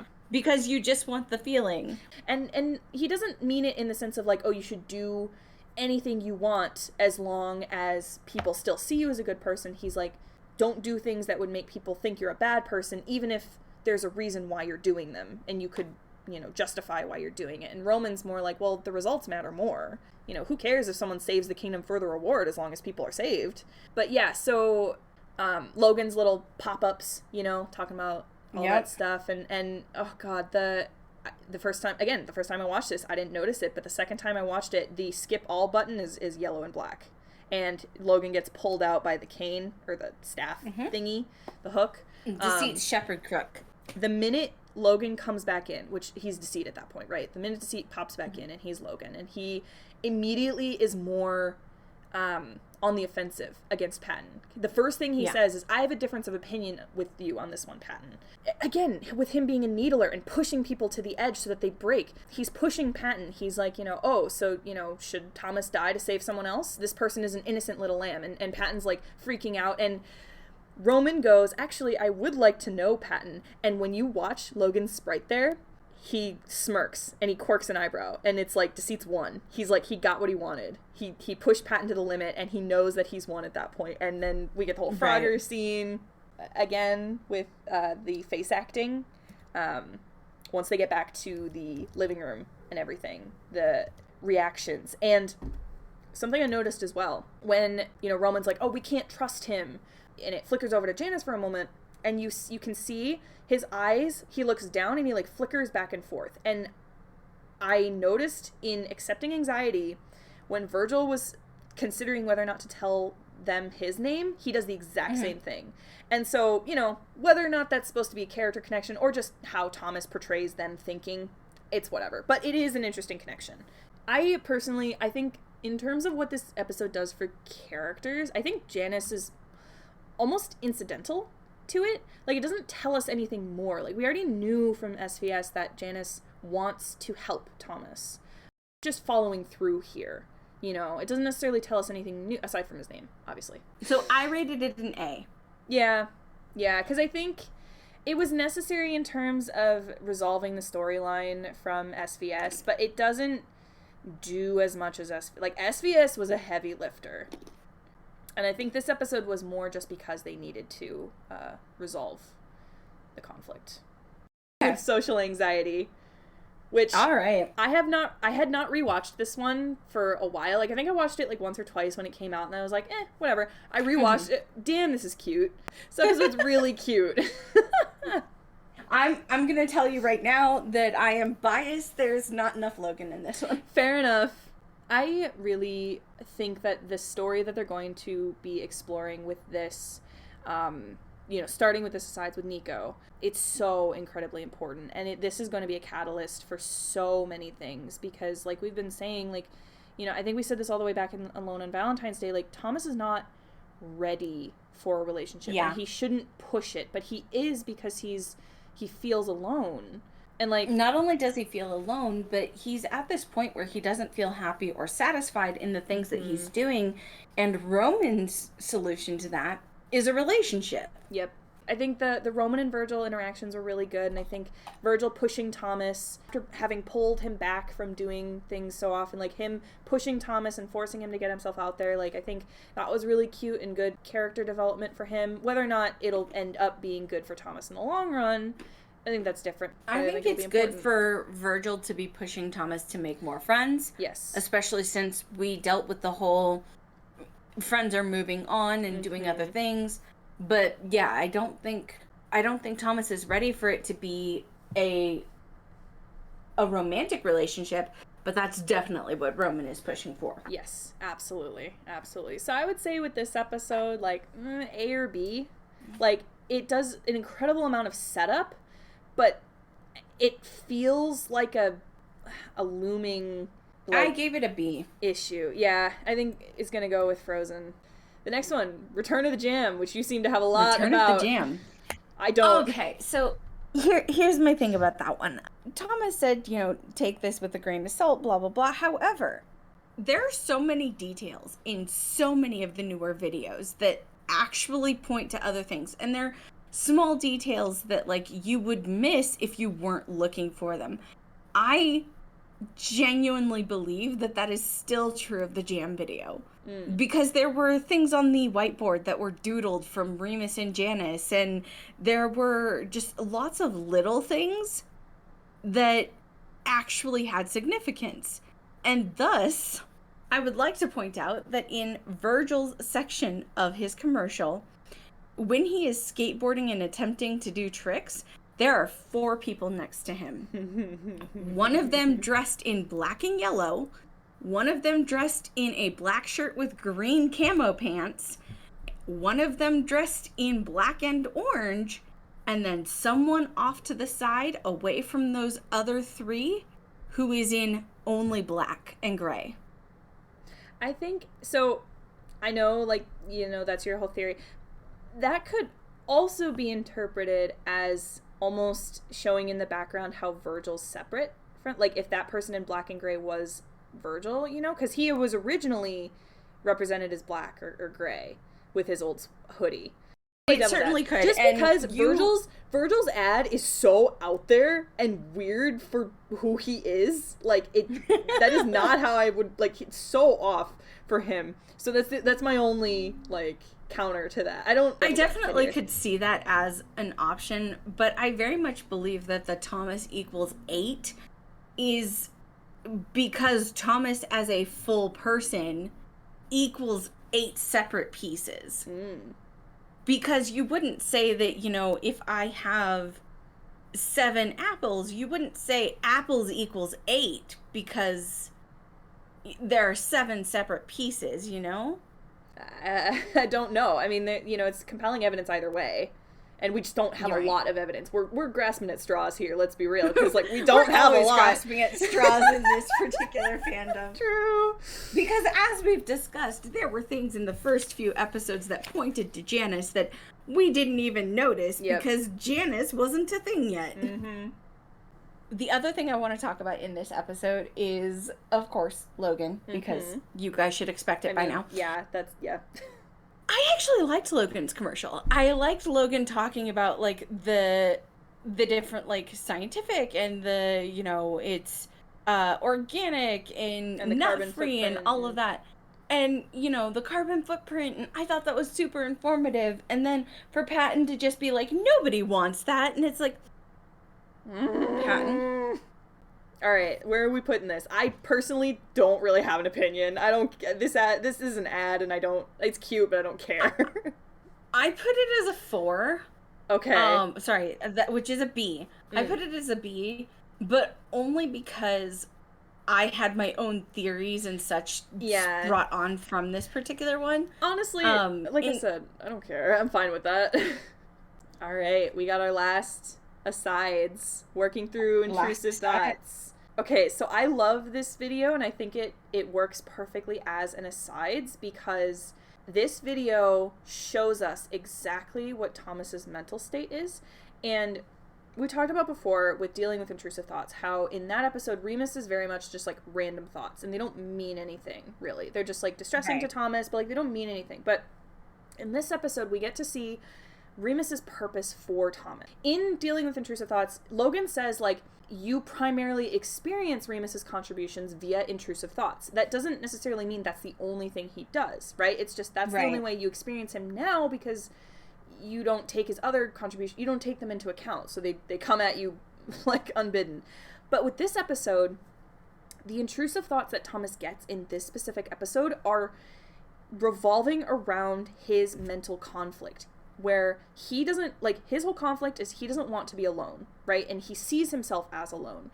And every single thing that Remus does, him growing old in the mirror, the thought of everything burning up around him, like the guy in the closet, like, it is all revolving around the fact that Thomas feels alone, and those thoughts would not be as distressing to him if he had even a roommate, like if he had someone else in the house with him. I think specifically the bear trap and the screw, those are the times when Remus was able to really catch Thomas in his trap. And that's when he started to experience the worst of the intrusive thoughts. Yeah, and there have definitely been theories about later in the episode, like when Thomas goes up to his room, like his room is tinted green, so like is he actually in Remus's room at that point? I don't know whether or not it's supposed to be like he's in his room or just in a bad state of mind. With the screw thing and like that whole bit where he's like telling Logan like why he's freaking out, like in the background, the pictures before the screw thing, when he's eating the oatmeal, they're pictures with friends and family, and like Thomas is clearly, he has a whole support group, but as soon as Thomas is like, you know, what if I choked and there would be no one here to help me because I'm all alone, it pans and all of the pictures have been replaced by just him, and if he had like his arm around someone, there's no one there. With the set dressing and set design of everything thrown on the floor, not only is that a perfect representation of what Thomas's mental state looks like at this point, it also goes to show that the only reason that Remus has so much power right now with these like Rube Goldberg machines that he's building is because Thomas hasn't taken care of himself, because he's let himself fall into this trap. Now Remus has an area to play. If he followed Logan's advice and cleaned up the apartment, it would make him feel better, and he would have Remus would have less grasp on Thomas's mental state. But it's definitely a catch-22 because since it has gotten this bad, Remus is already out to play, and so it is more difficult to spend the time cleaning up because he's fighting against Remus as he's doing it. And not to mention that, you know, if there was an actual person, if I saw someone with that, you know, state of mind and that state, it'd be clear to me that they need someone else to help. Call a friend, like, help them, you know, ask them to help you just clean up your apartment. Like, but again, that's another catch-22 because Thomas thinks he's alone, right? Right. He doesn't think he has anybody he can reach out to. Exactly. What is interesting, though, looking at this episode, you know, he gets the call from Nico and he's like, yeah, I'm going to go run out and do that. But when you think about it, if Nico were to say, hey, well, do you want to hang out? You know, Thomas couldn't bring him back to his place, you know? Right. And it's just like, it really goes to show, like, he's hurting himself in the long run, but he doesn't see it because he's so starry-eyed for Nico. And honestly, I love to think of what Janice is thinking during all of this because he's all about self-care. But self-care isn't always like a bubble bath and treating yourself. It's sometimes being tough on yourself and say, hey, I gotta clean this shit up because I deserve to have a nice space. But yeah, that whole end scene, and then Janice in the tree eating the apple. Obviously, Snake come to trick you into sinning thing, and he's like, everything is fine. Like, he's lying. Thomas is lying to himself, and that's Janice's job, so the two things we didn't talk about that I made note of was Logan was rereading the murder of Roger Ackroyd when Thomas was supposed to be cleaning up the living room. And as I mentioned previously, I personally think that there is some significance to the main character and Logan. And I think that part of it has to play with Logan right now is feeling he has to outsmart and outwit everyone and be a step above everything. Otherwise, he is going to be silenced again. Yep. And the other thing was when Logan starts playing the music, Remus says, what the fuchsia? And fuchsia, specifically in color theory, is about inspiring confidence, assurance, and maturity. Fun. And I thought that the assurance specifically was very interesting because Thomas was in a state of being worried about, you know, where he is and the people around him and not having people around him, and to have that assurance would have been a major part. Yeah, and I mean, he was stuck in the middle of an intrusive thought from Remus, right? Like, and a really, really in-depth one, too. I mean, Remus even says, like, when Thomas, like, we talk about that scene after Thomas, like, dances out of the room, and it's just Logan and Remus, because Remus, he's like, no, that was such a good one, but as soon as, like, Logan turns to him, you see him, he's, like, giggling, and he, like, looks away. Yeah. And it's like, that's not the reaction of a side who just had their plans ruined. That's the reaction of a side who's getting exactly what they want. Right. And Remus, like, sits down on the chair and he, like, turns away, and he's such a dramatic bitch. I love him so much. But he's ignoring Logan. And, you know, obviously that's how Logan has felt this entire time. And so he's like, you know, Remus is intentionally egging him on by doing nothing, you know, by ignoring him. And when we finally get the outburst with the eyes, with the orange side eyes, he's like, who do you really want to scream that at? And again, they're trying to needle. They're trying to needle and push, and I think that Janice is definitely told Remus, like, go fuck with him, you know? And make sure push him. Because I think that's what the plan is. But where should we put this one? I have that listed as an A tier. I would agree too. Yeah, it's a good one. It's a very good one. And last but not least, Have I Grown? The 5-year Sanderside special, which is probably the closest thing to a Q&A that we're going to ever get again. I'm going to quickly go through my notes because they are not, like, super deep notes. Do it. Janice calls himself suave, specifically in the Voltaire versus Rousseau thing. Logan's growing wine cup. Oh my god, the DDR confirmation. I love also Virgil side note lying about talking about his feelings. I know. We want to talk about the tease at the end. Oh gosh, okay, sure. If you want me to talk about that.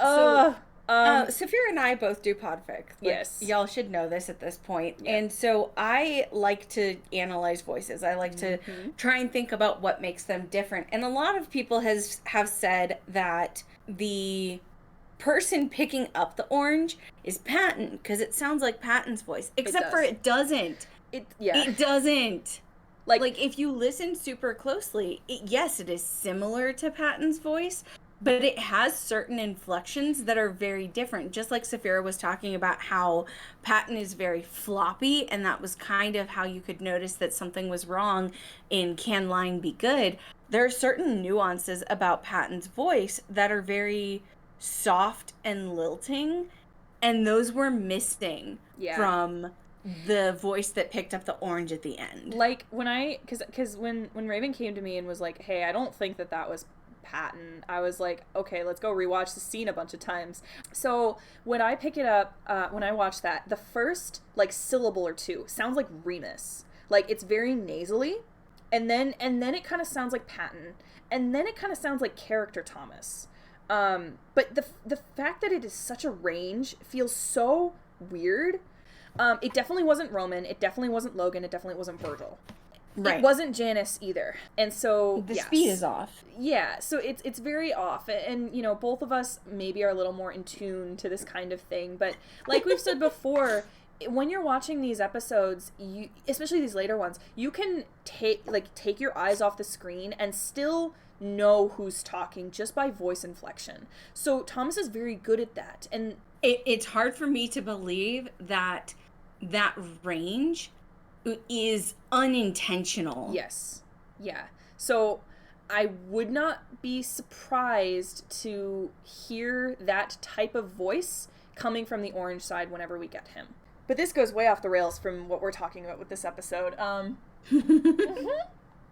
I really enjoy that we got a canonical, it was canonized that Remus's emblem is on his ass. That was great. Love that. Other note for this episode is the way that Thomas treats Remus and Janice is very different and very interesting, right? Because he treats Remus like a toddler, essentially.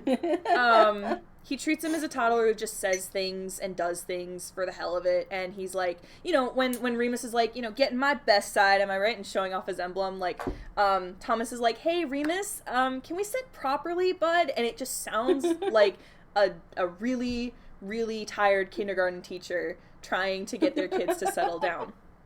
Meanwhile, for Janice, Thomas is still a lot more hesitant, right? It almost feels like he accepts Remus more. I don't want to say that necessarily, but like, he no longer views Remus as a threat. Yeah, at least not in this episode. Right, but he has no idea, like, how to handle Janice, because I think he still doesn't know what Janice's intentions are. Yeah, I think with Remus, like, what you see is what you get. Like, if he sees Remus being chaotic, then he knows that's what it's going to be. And he knows Remus isn't going to lie to him, right? Like, he says what he means, and he means what he says. Like, he just does whatever the hell he wants. And in a way, that's comforting. With characters like Janice, he, again, you know, because he represents truth and lies, you know, he's not... It's very hard for Thomas to ever take him at his word. And... you know, he keeps things close to the chest. There's no way to ever really know what Janice is thinking, what he's planning. And I think Thomas knows to a certain extent that, like, Janice isn't gonna always be completely honest with him. And when he does, he's sarcastic, he's sassy, and it's a lot harder for him to parse. I personally really love rewatching this episode. Oh yeah, it's great. It's great. And I think it itches that same... or it scratches that same itch of, like the original Q&A video did, where you just kind of interact with the sides in a way. I think this is similar to, like, the Frozen aside, where it's like, it doesn't bring anything new up, but it does, you know, kind of show us where we're currently standing. It gives you a more relaxed view of the characters and their relationships, and, like, I love the conflicts. Don't get me wrong. Yeah. The conflicts are amazing, but it is really nice to occasionally have the video where there are no conflicts, and it is also not an ad. Definitely. I think what's most interesting about this episode is the last question Thomas asks, like, what comes next? What's next for us? And all the individual answers. I've seen so much analysis of those individual answers, and I